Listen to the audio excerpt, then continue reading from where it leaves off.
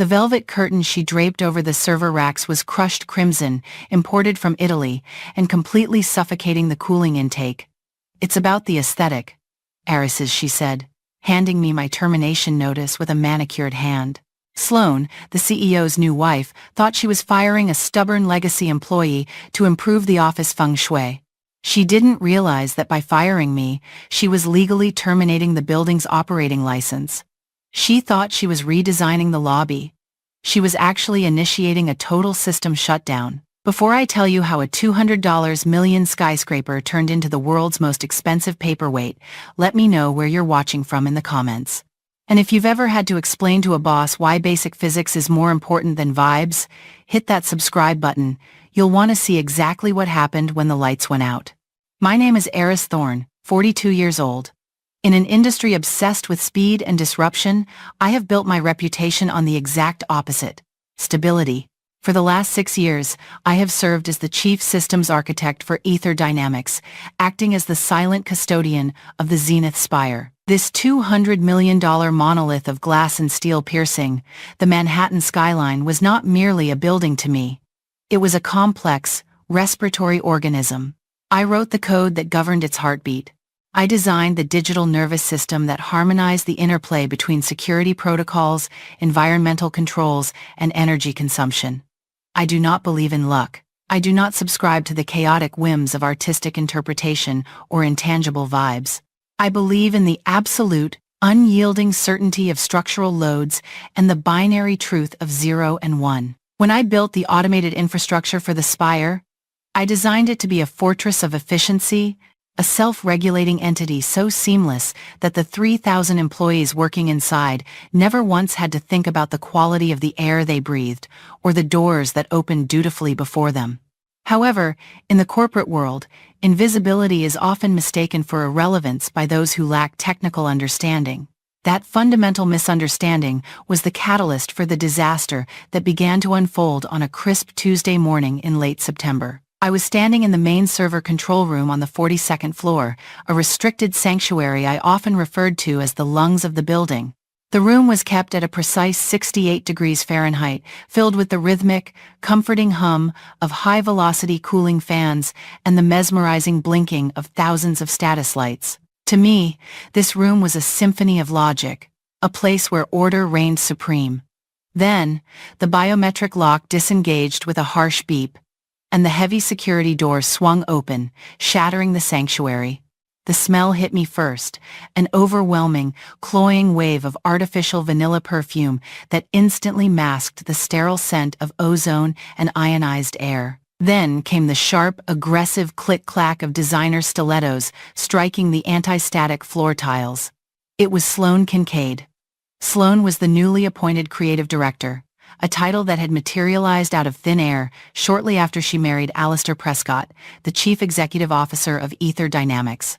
She was a woman who viewed the world entirely through the lens of a social media filter, prioritizing superficial aesthetics over fundamental function. She looked at my server banks not as the critical infrastructure of a skyscraper, but as an ugly collection of wires and metal that disrupted her vision of a modern, Zen-inspired workspace. Behind her trailed 2 maintenance workers, looking visibly uncomfortable and apologetic. They were carrying heavy acoustic panels wrapped in a deep, suffocating shade of crushed crimson velvet. Without a word of greeting or a nod of professional acknowledgement, Sloane gestured vaguely at the server racks, the machines responsible for routing terabytes of global data and managing the building's life support systems. She instructed the workers to install the velvet panels directly over the ventilation intakes, claiming that the white noise of the cooling fans was aggressive and interfered with the meditative atmosphere of the executive relaxation lounge she was renovating next door. I stepped forward, placing myself physically between the workers and the hardware. My voice was calm, controlled, the voice of a professional trying to explain the concept of gravity to a toddler holding a vase over a concrete floor. I informed her that those fans were not aesthetic choices to be critiqued. They were the thermal exhaust system preventing the core processors from reaching critical mass. Blocking them with acoustic foam and velvet would be akin to placing a plastic bag over a marathon runner's head. Sloane simply rolled her eyes, inspecting her manicure as if my technical concerns were a bore. She told me that I was being dramatic, rigid, and too attached to legacy industrial noise that no longer fit the company's new, vibrant frequency. That was the moment the conversation shifted from a disagreement about interior design to a systematic, calculated dismantling of my career.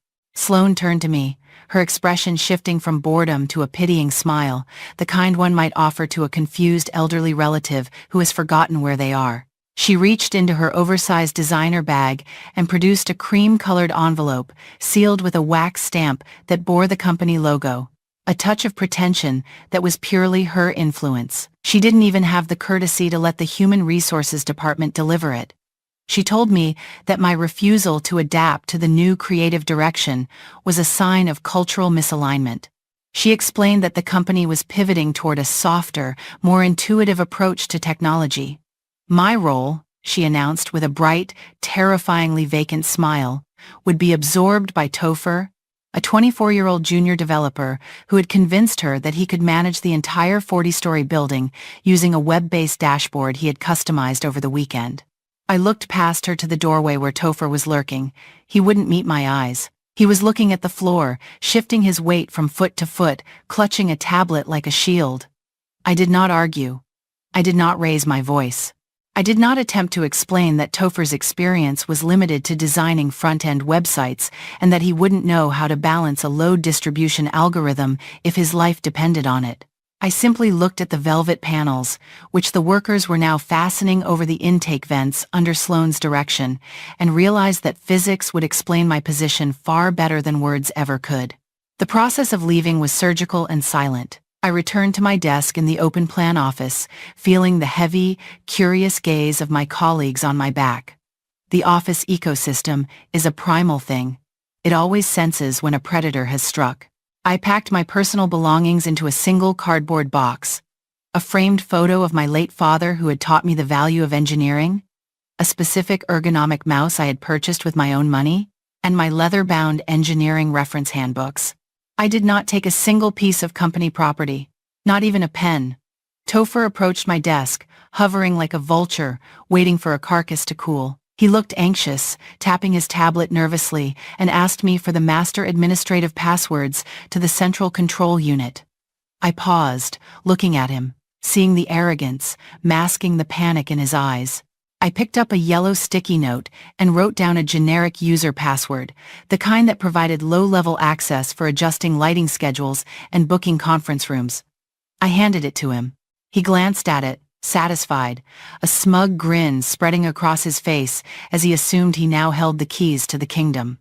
What neither Topher nor Sloane understood was that the Zenith Spire did not run on simple passwords. It ran on a digital security certificate, a highly encrypted authentication key that was legally registered to my private consulting firm, Thorn Systems LLC, and licensed to Aether Dynamics on a strict subscription basis. This was not a trap I had set out of malice or revenge. It was a standard industry practice for high-level systems architecture known as a professional engineer's liability protection. Because my personal seal, as a licensed professional engineer, was stamped on the building's safety protocols, I was legally responsible for any malfunction that might cause injury or death. Therefore, the contract I had signed 6 years ago contained a specific, non-negotiable clause. If my employment was terminated without a transition period and a formal transfer of liability, the license to use my proprietary operating system would automatically expire. This was designed to protect me from being sued for the mistakes of an incompetent replacement. As I walked to the elevators, escorted by Bennett, the head of security who looked genuinely apologetic and kept his eyes on the floor, my phone vibrated in my pocket. It was an automated alert from the remote server indicating that my employee credentials had been revoked by Human Resources. This revocation was the trigger. It silently initiated the 72-hour countdown built into the license agreement. I didn't have to press a red button. I didn't have to launch a virus. I simply had to leave the building and do absolutely nothing. The next 48 hours were a study in contrast between the chaos I had left behind and the silence I now inhabited. While I sat in the quiet sanctuary of my apartment, drinking tea and catching up on the reading I had neglected during years of 70-hour work weeks, The building I had left behind was slowly beginning to suffocate. I did not log into the system. I did not attempt to sabotage their operations. I respected the termination letter completely. Without my daily authentication ping, a digital handshake that confirmed the licensed engineer was on site and monitoring the systems, the Zenith operating system began to interpret the silence as a potential security breach, or a loss of command. It initiated a slow, methodical rollback to safe mode, a default setting designed to preserve the physical structure of the building in the event of a catastrophic loss of leadership. This was not a sudden crash, it was a gradual withdrawal of intelligence, a lobotomy performed by the building on itself. The first sign that the fortress was crumbling happened on the morning of the third day, just as the countdown reached 0. I was watering my plants, enjoying the morning sun, when I received a text message from Bennett. He was breaking protocol to warn me, risking his own job. The message was short and frantic. CEO stuck, 40th floor. Panic.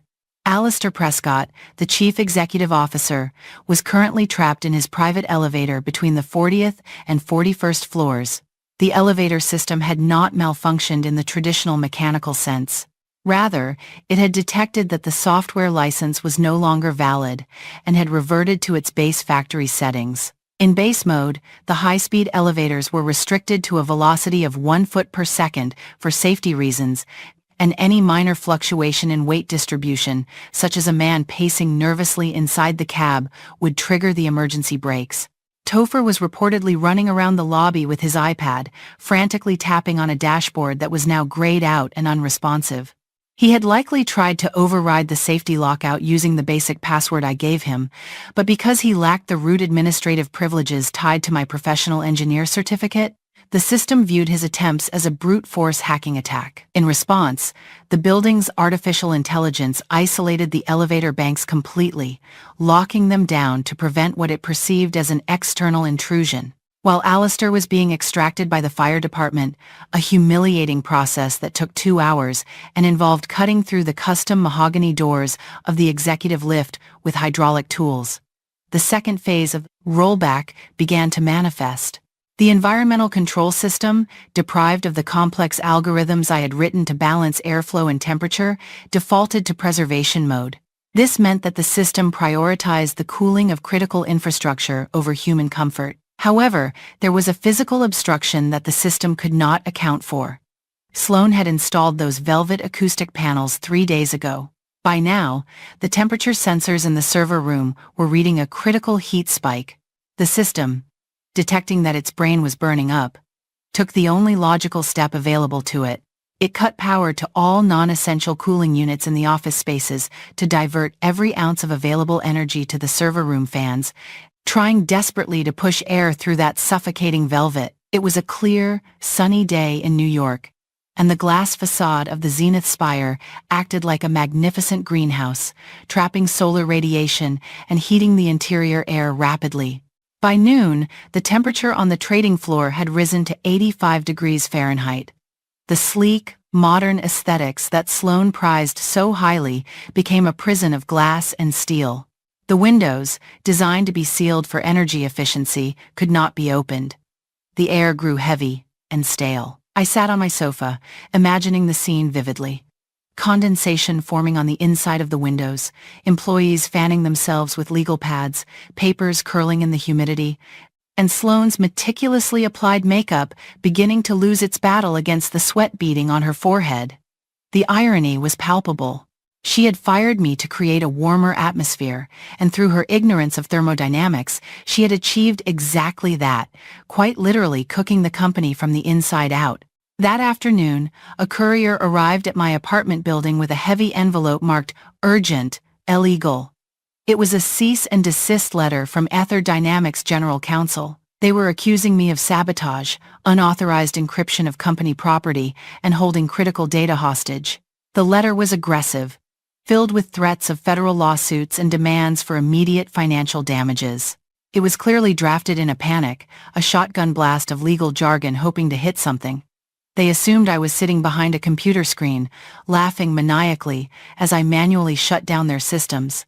They could not comprehend that I was merely sitting on my sofa, watching the news, while their own building executed the very safety protocols they had paid me to install. I picked up the phone and called my own attorney, a specialist in intellectual property law whom I had retained years ago for exactly this scenario. She was expensive, sharp, and had a deep distaste for corporate bullying. We met at her office an hour later. I laid out the original contract alongside the termination notice Sloan had signed. My lawyer read through the documents, her expression shifting from professional scrutiny to a look of grim amusement. She pointed out the fatal flaw in their aggression. By firing me without cause and failing to initiate the mandatory 30-day handover period described in the contract, Aether Dynamics had essentially voided their right to use the software. The letter they had sent me was legally toothless because I wasn't holding their data hostage. I simply owned the road they were driving on, and they had just fired the toll collector. We drafted a response. It was not an apology. It was not a defense. It was a formal invoice. If they wanted the system reactivated, they would need to pay for a retroactive emergency consulting license, priced at a premium rate that reflected the severity of the situation. We faxed it over and waited. As evening fell, the situation at the Zenith Spire escalated from uncomfortable to critical. With the server room temperature still climbing despite the system's efforts, because the velvet panels were still in place, as no one had thought to remove the decor, the automated safety protocols initiated a Tier 3 defensive measure. This was the blackout protocol. To prevent the servers from physically melting and causing a fire, the system cut the main power feed to the entire building. The Zenith Spire, usually a beacon of light in the skyline, went completely dark. The electronic door locks disengaged to their fail-safe open position, meaning the secure biometric turnstiles in the lobby were now just open gates. Security cameras went offline. The building was now wide open, vulnerable, and blind. I stood on my balcony, looking toward the city center, and saw the dark gap in the skyline where the tower should have been. It was a visual representation of competence leaving the building. My phone rang again. This time, it wasn't a text from Bennett or a threat from a lawyer. It was a personal call from Alistair Prescott himself. I watched the screen glow in the darkness of my living room, letting it ring until it went to voicemail, knowing that the real negotiation was only just beginning. I took a sip of my wine, watching the dark silhouette of the tower against the glittering city, and waited for the inevitable realization to set in. They couldn't just turn the lights back on, because they didn't own the switch. The voicemail from Alistair Prescott sat on my phone like a frantic digital ghost, vibrating with a desperation that transcended the recorded audio. I did not return the call that night, nor did I return it the following morning when the sun rose over a Manhattan skyline that was conspicuously missing one crucial beacon of light. I understood the strategic value of waiting. In high-stakes negotiations, silence is a weapon far more potent than shouting.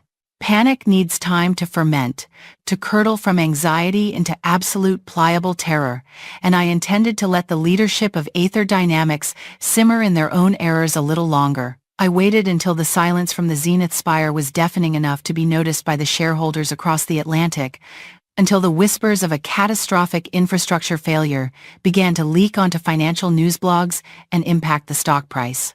When I finally agreed to speak to Alistair, 48 hours after the blackout began, it was not as a former employee seeking reinstatement or an apology. I dictated the terms of the engagement with the cold precision of a surgeon preparing for an amputation. I would attend a meeting, yes, but not as Eris Thorne, the systems architect they had discarded. I would attend as the principal consultant of Thorne Systems LLC, charging a premium emergency rate that would make a corporate accountant weep.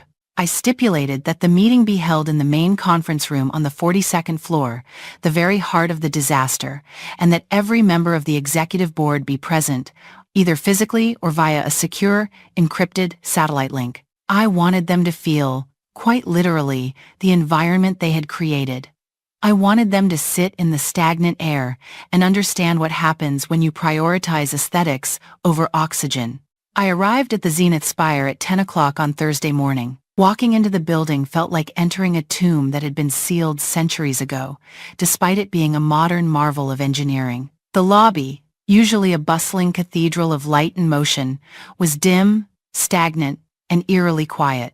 The massive revolving glass doors, designed to be seamless portals of efficiency, were locked in the open position, their sensors dead and useless. Security guards, men and women I had personally trained on the biometric access systems, were reduced to acting as manual gatekeepers, checking IDs with flashlights like bouncers at a derelict nightclub. The air inside the lobby was already heavy, smelling faintly of sweat, stale coffee, and rising anxiety. The crisp ionization of the filtration system, a distant memory. Bennett, the head of security, met me at the perimeter. He looked exhausted, his uniform shirt unbuttoned at the collar, dark circles bruising the skin under his eyes. He didn't offer the usual pleasantries or a handshake, he simply nodded, a gesture of grim solidarity, and used his physical master key to override the service elevator. As we ascended the silent shaft, the mechanical groans of the backup generator echoed in the dark, and the air grew heavier, warmer, and thicker with every passing floor. The building was holding its breath, and the oxygen was running out. When the heavy steel doors slid open on the executive floor, the heat hit me like a physical blow. It was a suffocating, humid embrace that instantly made my skin prickle under my blazer.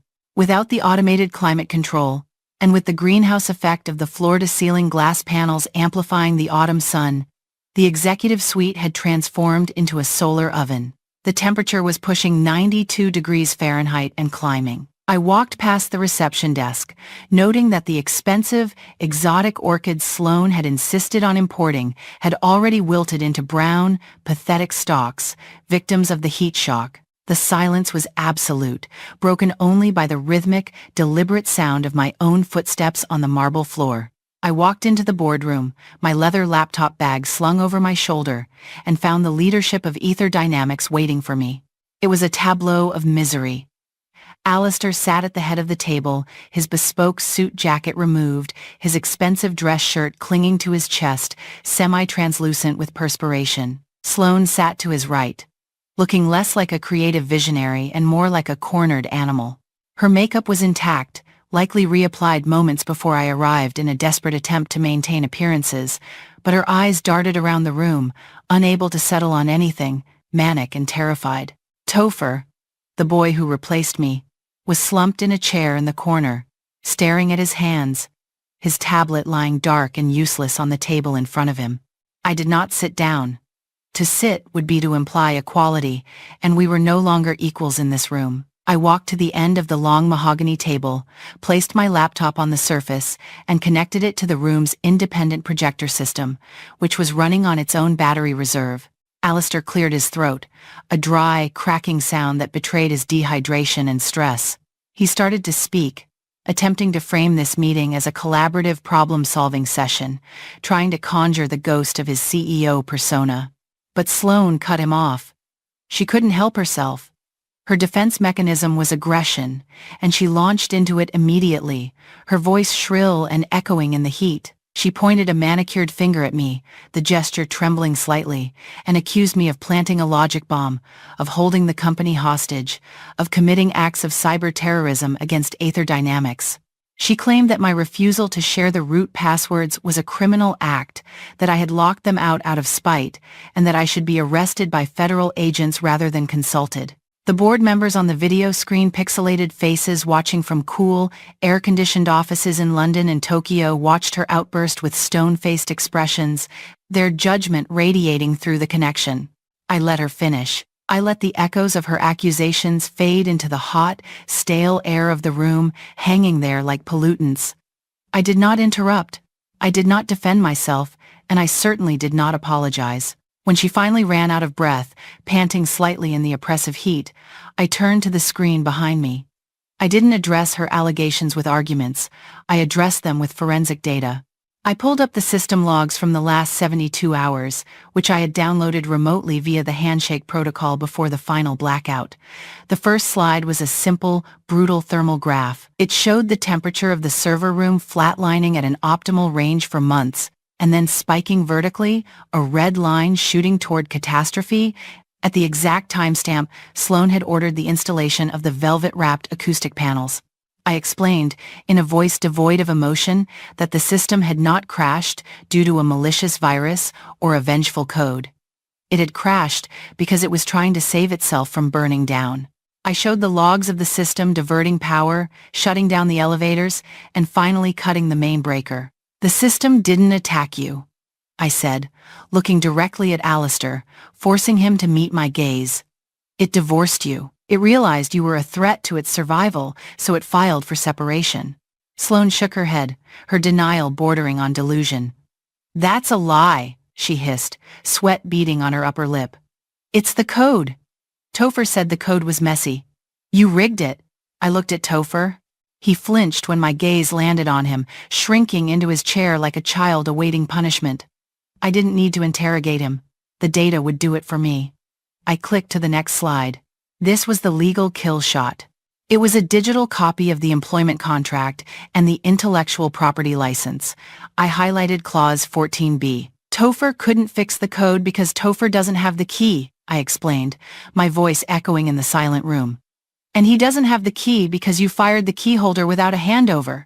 Legally, Ether Dynamics is currently operating a commercial skyscraper without a valid safety license. You have voided your insurance policies. You have voided your occupancy permit. If a fire started right now, and given the heat in the server room, that is a distinct possibility. Your insurance would pay zero. You would be personally liable for every dollar of damage and every life lost. The silence that followed was heavier than the heat. The general counsel, sitting at the far end of the table, wiped sweat from his upper lip and nodded imperceptibly. He knew I was right. He knew they were legally naked. But I wasn't done. The thermal logs proved their incompetence, and the contract proved their negligence. But I had one final layer to peel back, the one that would destroy the dynasty. I looked at Topher again, and then at Sloane. I clicked to the third set of documents. These were not technical logs. They were financial audits. While the system was rolling back to safe mode, it had performed a deep scan of all recent administrative protocols, including budget approvals tied to IT infrastructure. I displayed the invoices on the screen. Hundreds of thousands of dollars purportedly spent on user experience research, interface optimization, and server room acoustic damping had actually been funneled into shell vendors. I traced the vendor registration numbers in real time on the screen. They didn't lead to software development firms or acoustic engineering companies. They led to Lusso Interiors, a high-end Italian furniture importer, and Chromatica Art, a boutique gallery in Chelsea. You didn't just fire me to redesign the brand, Sloane, I said, my voice dropping an octave, ensuring every syllable was recorded by the satellite link. You fired me because my system validates every expense against the installed hardware. You fired me to clear the obstacle that would have flagged your embezzlement. You used the IT budget to furnish your penthouse and buy art, and you used Topher here to sign off on the technical necessity of velvet panels to cover your tracks. The revelation hit the room like a physical blow. Alistair turned to his wife, his eyes wide, the color draining from his flushed face. He looked at the invoices, then at her. The betrayal was absolute. He wasn't just a CEO whose building was broken. He was a husband whose wife had cannibalized his company from the inside out. Sloane went pale, her mouth opening and closing as she tried to find a lie that would fit the evidence, but there is no spinning raw math. The chairman of the board spoke from the video screen. His voice was distorted by the connection, but his rage was crystal clear. Alistair, he said, is this accurate? Alistair didn't answer. He couldn't. He just stared at the table, the realization of his own willful blindness crushing him. The chairman continued, his voice icy. Mr. Prescott, you are relieved of your command effective immediately, pending a forensic investigation. Miss Kincaid, legal counsel will be contacting you shortly. Do not leave the building. He then turned his attention to me. Miss Thorne, what is your price to turn the lights back on? The room seemed to tilt. The power dynamic had shifted completely. I was no longer the accused. I was the executioner and the savior wrapped in one. I slid a contract across the table toward the general counsel. It was a single page, drafted by my attorney that morning. It outlined the purchase of a perpetual license for the Zenith operating system, transferring ownership from my LLC to Aether Dynamics. The price was $25 million. It also included a separate, substantial consulting fee for the immediate restoration of services and a clause that mandated the immediate reinstatement of the original safety protocols, meaning the velvet panels had to go, immediately. Sloane gasped at the number, whispering the word extortion. I looked at her and corrected her calmly. It is not extortion. Extortion is illegal. This is the free market price for 20 years of expertise and the instant salvation of a billion-dollar asset. It is the cost of incompetence. The general counsel didn't hesitate. He didn't look at Alistair or Sloane. He looked at the chairman on the screen, received a nod, and signed the document. He stamped it with the corporate seal. I took the check, folded it neatly, and placed it in my bag next to my laptop. Then, I opened a terminal window. I didn't need to go to the server room. I didn't need to rewire anything. I simply typed in my master authentication key, the digital signature that proved the rightful engineer was back in command, and pressed enter. The effect was instantaneous. Deep within the bowels of the building, 40 floors below us, the heavy thrum of the main power relays engaging vibrated through the floorboards. The lights in the boardroom flickered once, buzzing like angry hornets, then blazed to life, banishing the gloomy twilight. The overhead vents let out a hiss of pressurized air, and a moment later, the cool, crisp breeze of the air conditioning began to flow into the room, a divine wind sweeping away the stench of failure. I stood up, closing my laptop. I told the general counsel that the system would need 24 hours to fully recalibrate, and that he should have the maintenance crew remove the obstructions from the server room immediately before the fans spun up to full torque. I didn't say goodbye to Alistair. I didn't look at Sloane. I walked out of the boardroom, leaving them in the cold, bright light of their own wreckage. The walk back to the elevator was different this time. The lights were on, the air was moving. The building was alive again, humming with the code I had written, pulsing with the logic I had instilled. I had healed it, but I no longer belonged to it. The aftermath was swift, brutal, and played out in the business sections of the newspapers and the gossip columns of the industry. The board of directors did not wait for the next quarterly meeting to act. They convened an emergency session that very afternoon. Alistair Prescott was formally removed as CEO for gross negligence and failure of fiduciary duty. He was allowed to resign to save some shred of dignity, but his reputation was shattered. He retreated to his estate in the Hamptons, a king in exile, watching his legacy dismantle itself piece by piece. The divorce was filed within the week. Sloane Kincaid fared far worse. The evidence of embezzlement I had uncovered was turned over to the authorities by the vengeful board, who were desperate to show shareholders they were cleaning house. She wasn't just fired, she was prosecuted. The narrative of the visionary creative director crumbled instantly when the mugshot surfaced. She faced federal charges of corporate fraud, wire fraud, and misappropriation of funds. The velvet panels became a laughingstock in the design world, a symbol of hubris over function. Topher, the unfortunate pawn in her game, was blacklisted from the tech industry. His resume was radioactive. No one would hire the boy who crashed a $200 million asset with a web dashboard.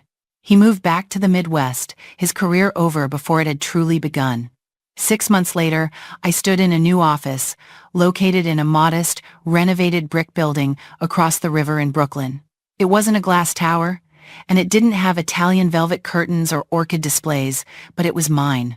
I had used the settlement money to launch Thorn Systems properly, hiring a team of brilliant female engineers who valued function over form, logic over aesthetics. We specialized in rescuing smart buildings that had been over-designed by people who didn't understand the technology they were buying.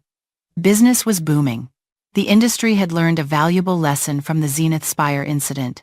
You can paint over a crack in the wall, but you can't paint over a broken foundation. I was interviewing a young candidate for a junior architect position when my phone rang. It was a number I didn't recognize, but the area code was familiar. It was the direct line from the Zenith Spire's executive suite.